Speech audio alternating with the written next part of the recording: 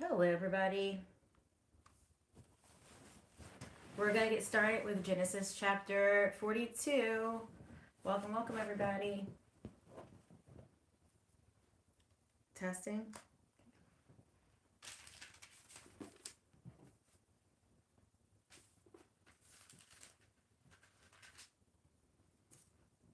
Okay, we're going to do a super quick Bible reading for Genesis chapter 42.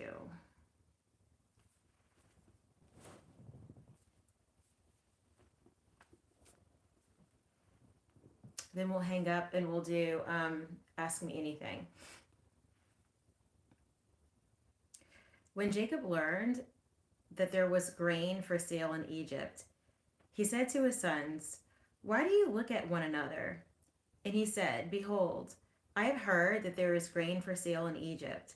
Go down and buy grain for us there, that we may live and not die." So 10 of Joseph's brothers went down to buy grain in Egypt. But Jacob did not send Benjamin, Joseph's brother, with his brothers, for he feared that harm might happen to him.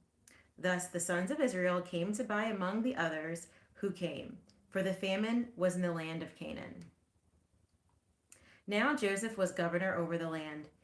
He was the one who sold to all the people of the land. And Joseph's brothers came and bowed themselves before him with their faces to the ground. Joseph saw his brothers and recognized them, but he treated them like strangers and spoke roughly to them. "Where do you come from?" he said. They said, "From the land of Canaan to buy food." And Joseph recognized his brothers, but they did not recognize him. And Joseph remembered the dreams that he had dreamed of. And Joseph remembered the dreams that he had dreamed of them. And he said to them, "You are spies. You've come to see the nakedness of the land." They said to him, "No, my lord, your servants have come to buy food. We are all sons of one man. We are honest men. Your servants have never been spies." He said to them, "No, it is the nakedness of the land that you have come to see." And they said, "We are your servants, our 12 brothers, the sons of one man in the land of Canaan. And behold, the youngest is this day with our father, and one is no more." But Joseph said to them, It is as I said to you, you are spies. By this you shall be tested. By the life of Pharaoh, you shall not go from this place unless your youngest brother comes here. Send one of you, and let him bring your brother, while you remain confined, that your words may be tested, whether there is truth in you. Or else, by the life of Pharaoh, surely you are spies. But he put them all together in custody for 3 days. Welcome, everybody.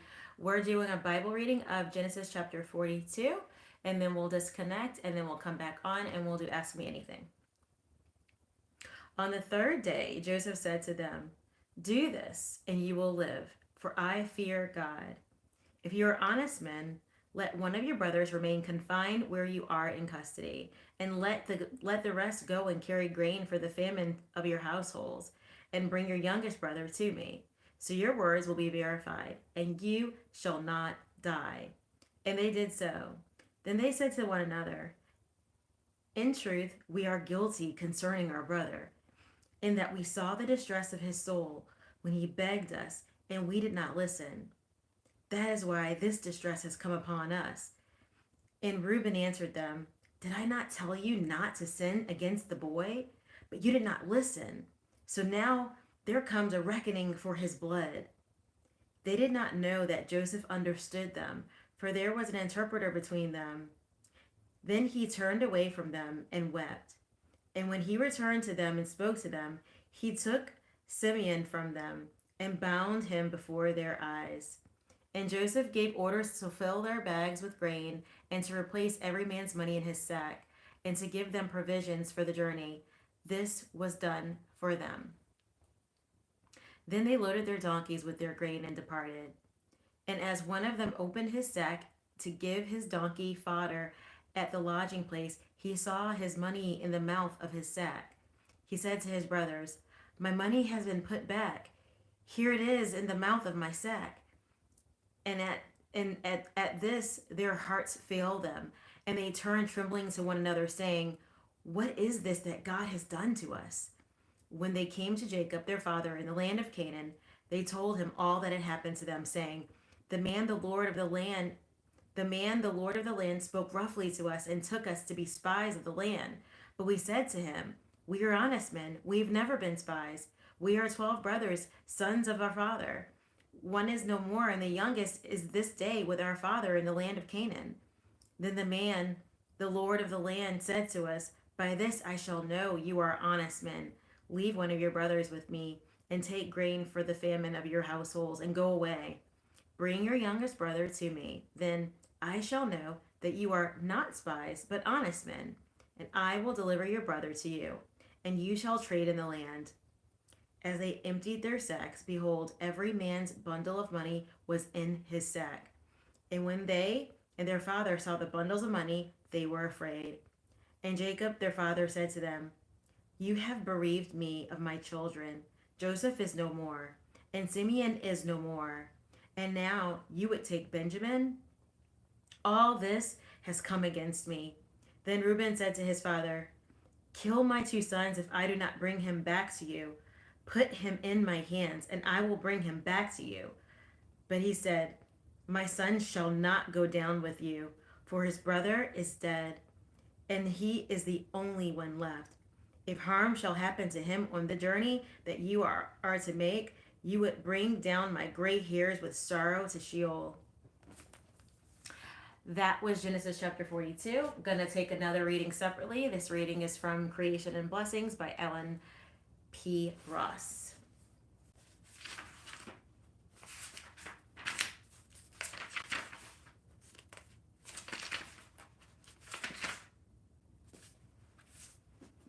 And then we will hang up and we'll do Ask Me Anything. Joseph's tests of his brothers were important in God's plan to channel his blessings through the seed of Abraham. God had planned to bring the family to Egypt so that it might grow into a great nation. But because people who would form that nation had to be faithful, the brothers needed to be tested before they could share in the blessing. Joseph's prodding had to be subtle. The brothers had to perceive that God was moving against them so that they would acknowledge their crime against Joseph and demonstrate that they had changed. If they failed the test, God could have started over with Joseph, just as he had said he would with Moses in Exodus 32:10, when his wrath was kindled against Israel. This chapter is a scene in the story of Joseph, and so must be interpreted in the light of what has gone before and in anticipation of what is to follow. The scene provides a complication of the plot that parallels chapter 37. The oppressed became the oppressor. The spy accused the brothers of being spies, and the one who had been thrown into prison by his brothers put them into prison. All this pressure was applied as a deliberate test of the brothers. The text makes clear that Joseph recognized them and remembered their deeds, and although they did not recognize him, they began to remember their deeds. The scene shows that a wise ruler tested the faithfulness of those who would participate in the theocratic program, a testing process that was necessary because of the past actions of these men. In fact, Joseph uses the word to test, bahan, when he established the way that they used the word, when they established the way that they could prove that they were honest men in verse 15. The first test was meant to awaken their consciences, so that essentially a preparation for the next test. All the activities of Joseph were designed to bring the brothers to a point of remorse over their evil. If they would not manifest guilty consciences, there would be no reason to continue. But the brothers did show such a change because their response now was to the idea of getting rid of Joseph. Sounds very different in verse 21. They knew they had been indifferent to Joseph's cries for mercy. Then, as things gradually unfolded, the brothers sensed that God was beginning to deal with them for their crimes. In other words, guilt was present, even though there had been no punishment. The exposition must therefore capture both sides of this scene. Joseph's testing of his brothers, and the brothers' realization that God had found out their guilt. This scene unfolds in 3 panels: the brothers and Jacob in Canaan, the brothers and Joseph in Egypt, and the brothers return to Jacob in Canaan. The first panel, in verse 1 through 5, is a commission to go to Egypt and buy grain. The second is the confrontation with Joseph, verse 6 through 26. And the third is the fear and lament over this situation, verse 27 through 38. As with previous sections of Genesis, the narrative works primarily with speeches that are connected with narrative reports and comments. Not only do the first and last panels frame the account of the confrontation, the structure of the central panel focuses attention on the brothers' imprisonment in Egypt. Just as Joseph had been imprisoned at their hands, having to explain that one of their brothers was dead put the sale of Joseph in the forefront of their thinking. Then, having to spend 3 days in jail in Egypt gave them time to think it through. These events awakened their consciousness.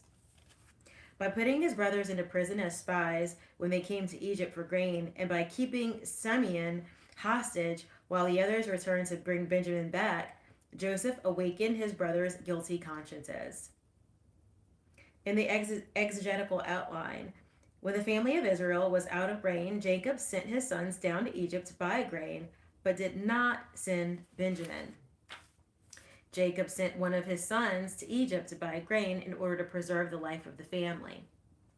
Jacob's sons went to Egypt, but Benjamin did not go with them. Jacob kept back his son Benjamin, fearing that something evil would happen to him. The brothers joined a caravan and went to Egypt. Joseph tested his brothers when they came before him, accusing them of being spies, putting them in prison, and holding Simeon while the others returned to Benjamin to prove that they were truthful men. Joseph accused his brothers of being spies and put them in prison until one could go and get Benjamin. Then he let them go while one remained in prison until they brought Benjamin. Joseph accused his brothers, who did not recognize him, of being spies.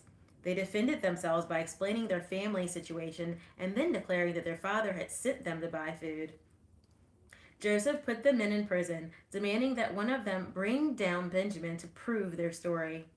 Joseph allowed the men to return home, but he kept one as a hostage. The brothers confessed their guilt over the way they had treated Joseph, who, having understood their words, was overcome with emotion. The brothers repented over putting Joseph into such distress 20 years earlier. Joseph heard his brothers and was overcome with emotion. Joseph had Simeon bound and dismissed the brothers, but he put money into their sacks. As the brothers returned to Jacob in Canaan, they were dismayed to find money in their sacks. Jacob, upon hearing the events, refused to permit Benjamin to return with them to Egypt. On the way home, one brother found money in his sack, and they all trembled with fear. The brothers returned to Canaan and related what happened to them in Egypt. The family was dismayed to find money in all the sacks of grain. Jacob refused to send Benjamin to Egypt with his brothers, in spite of Reuben's appeal, for he was afraid that Benjamin would too die. In the development of the exposition, God uses the circumstances of life to bring about his revealed plan for his people. The first panel records how Jacob sent his sons to Egypt to buy grain, all except Benjamin, for he would not risk losing his other son of Rachel. Benjamin figures prominently in these testing narratives. In the third panels, Jacob was resolute that Benjamin would not go down. In the second panel, however, Joseph demanded that they would bring him down. Jacob stood in the way of their proving to Joseph their honesty. His refusal to send this boy reflects the attitude that everything seemed to be against him. Besides, the characteristics of the other sons may have given him cause to suspect that more trouble lay ahead. The words of Jacob in this regard are significant. His first speech seems to have an accusing character to it. Why do you look at one another? These are the words of a man frustrated with his son's inactivity. The second speech is a commission to go to Egypt and buy food that they might live and not die. And the third speech is the precautionary explanation at not sending Benjamin. Lest speech is the precautionary explanation at not sending Benjamin, lest some harm might see, lest some harm might meet him. The last expression could be Jacob's reasoning rather than a verbalized explanation to the other sons. Jacob was concerned that they may be preserved alive, especially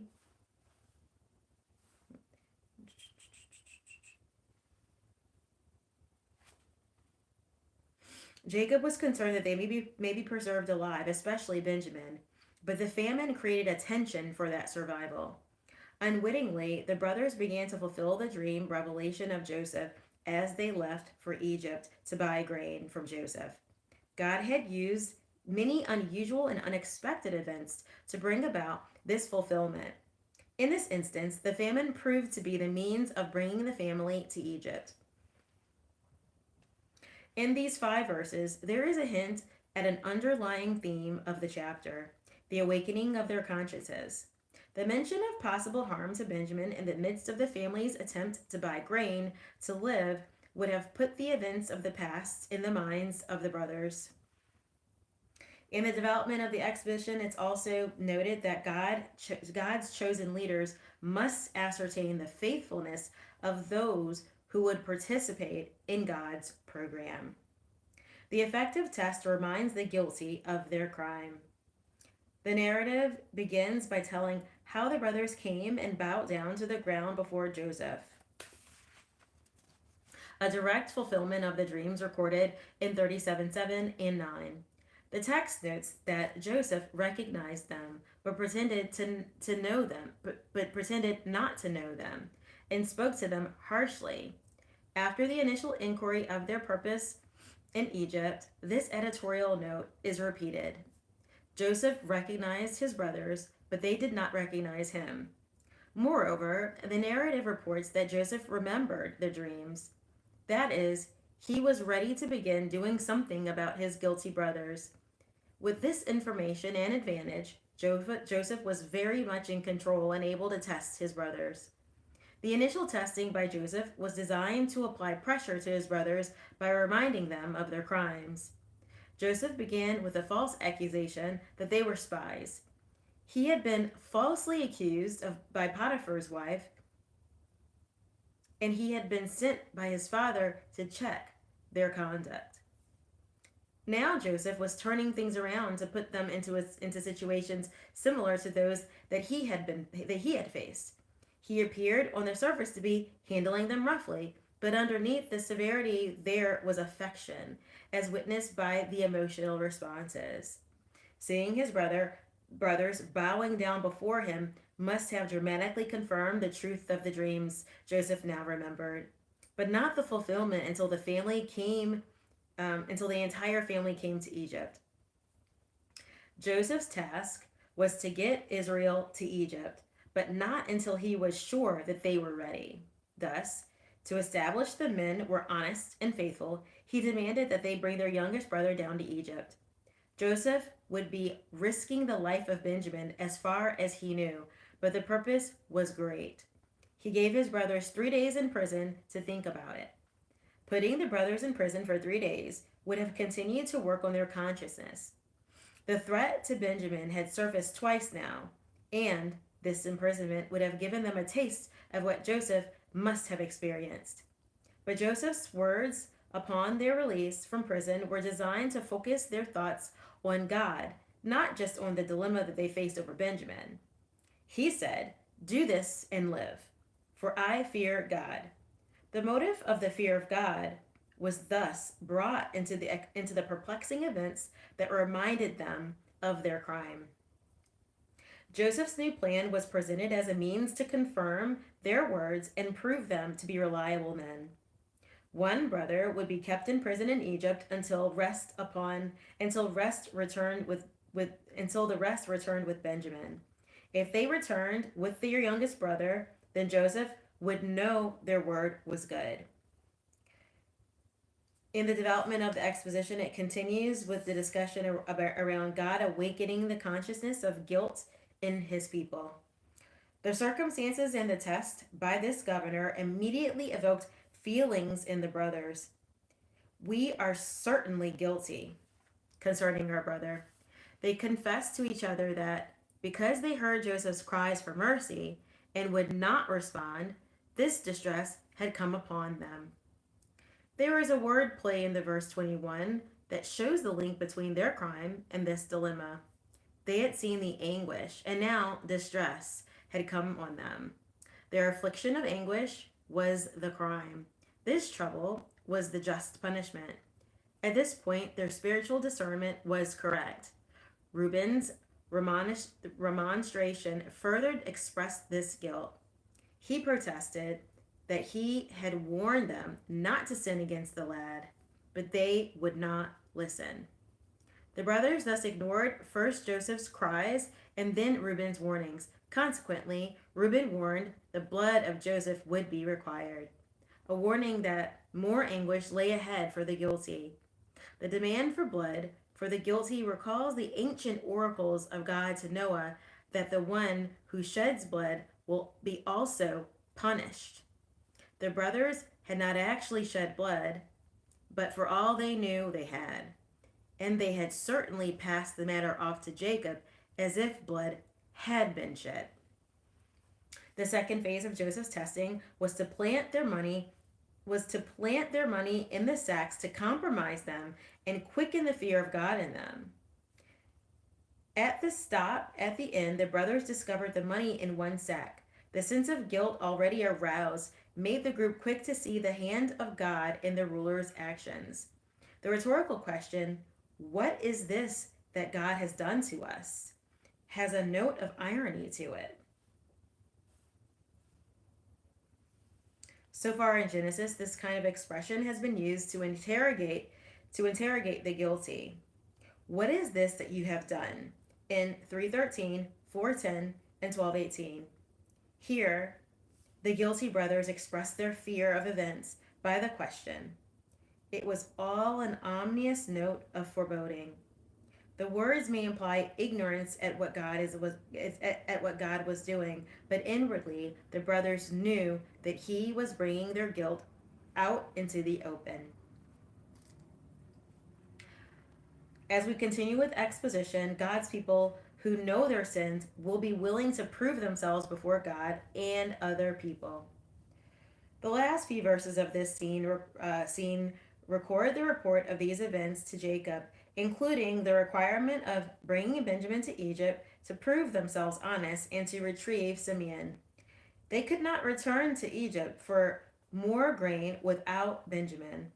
They could not even go for Simeon without Benjamin. Before Jacob's response is recorded, the narrative inserts the notice of the discovery of more money in the sacks. Once again, the brothers and now also the patriarch were afraid when they saw the money.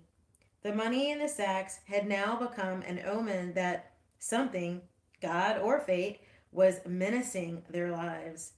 The brothers knew they were guilty.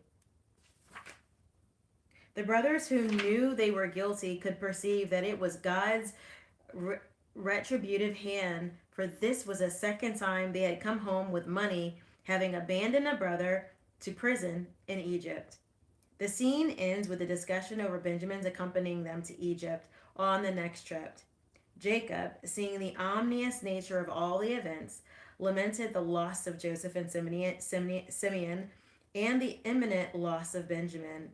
Everything seemed to be against them. The verb sikultim, you are making me childless, was probably meant to say that the brothers had twice brought back news of the loss of a brother, but it probably carried a greater meaning for the guilty brothers. Reuben, representing the brothers, was determined to return and see the matter through.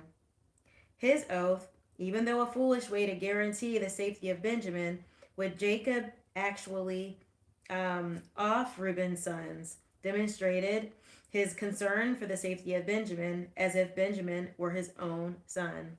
The brothers, especially Reuben, were willing to comply with the Egyptian governor's test, for they had changed. Jacob's refused. Jacob refused for the present, saying that Benjamin's brother was oft, and that if any harm shall fall on Benjamin, he would be unalived in sorrow. Jacob referenced to himself by the figure of gray hairs, indicating his grief and sorrow already over the loss of Joseph. The loss of Benjamin would be the death of him. This chapter provides a complication for the family of Jacob over Benjamin's fate. Using this theme, the chapter forms an inclusio with the words of Jacob and Canaan. In verse 4, Jacob refused to let Benjamin go, lest some harm fall upon him. In verse 38, he continued to refuse lest some harm fall upon him. In between the events of Canaan is the meeting in Egypt, in which Joseph demanded that the brothers prove themselves by bringing Benjamin down to Egypt. The complication then put the brothers in a dilemma. By focusing on the problem, they began to see that God was at work, bringing them to face their past crimes. Only when they began to have their consciences awaken could they perceive their guilt. And only then would they be willing to prove themselves honest and protect their brothers at the same time.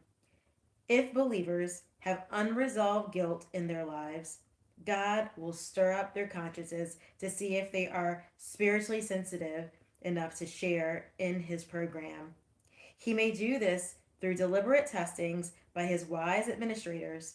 If such people are fit for service, they will have to prove that they are sensitive to their guilty consciences, that they have changed to become honest people, and that if put in similar circumstances, they can be trusted to act righteously. And that is the end of Genesis chapter 42.